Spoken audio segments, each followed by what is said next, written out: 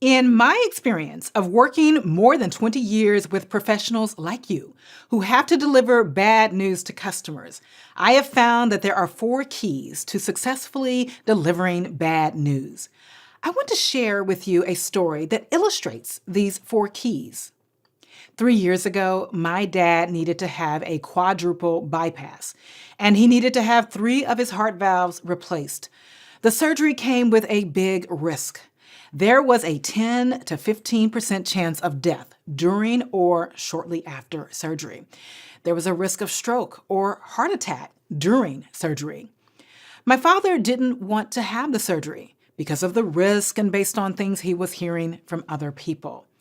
My sister arranged a meeting with my dad's surgeon and our whole family where we could ask questions about the surgery so that my dad could make the best decision. The surgeon walked into the exam room to meet with us. He greeted us, shook our hands, and took a seat across from my dad. I was the first to ask a question. If my dad doesn't have this surgery, what are we looking at? Here's what I want you to really hear. The way the surgeon answered my question, he turned to face me and he said, if your dad does not have this surgery, he's looking at one of 3 outcomes. He will be dead in less than 2 years, or he will be confined to a wheelchair because his body will be so frail and so weak. Another possible outcome is he will be bedridden. The doctor was crystal clear in what we were looking at. The news was definitely bad, but I noticed how calm we all were as we listened to the surgeon. I think we all trusted him and respected his honesty. We appreciated his directness and his clarity. It was this approach, direct and clear, that helped us to receive and take in the bad news. Doctors are very skilled on how to deliver bad news. They have to be. Doctors have mastered 4 keys when it comes to delivering bad news. 4 keys that you can take and adapt and use when you have to deliver bad news to customers. The first of the 4 keys is to be clear and unequivocal. When my dad's surgeon said to us, if your dad does not have this surgery, he's looking at one of 3 outcomes, and then gave us the 3 outcomes in plain English, he was clear and left no room for misunderstanding. When you have to deliver bad news to a customer, say what you have to say. Say it clearly, directly, and without leaving any doubt. The second key is to acknowledge concern.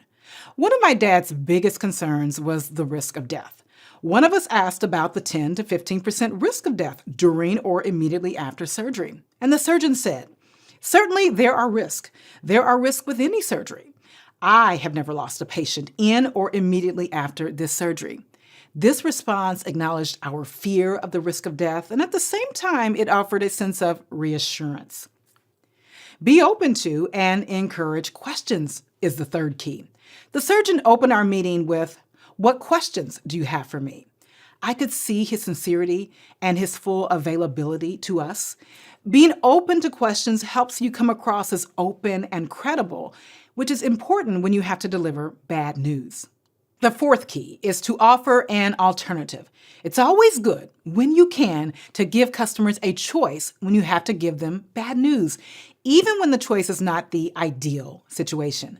Customers don't like feeling like they're backed into a corner, so choosing between the lesser of 2 evils is better than no alternative at all. My dad had an alternative to the risky surgery: do nothing and risk being bedridden and dying earlier than he had to. Giving customers a choice makes them feel like they have some control over the situation. You can give your customers bad news in such a way that the news is easy to accept and without you fearing a negative response from your customer.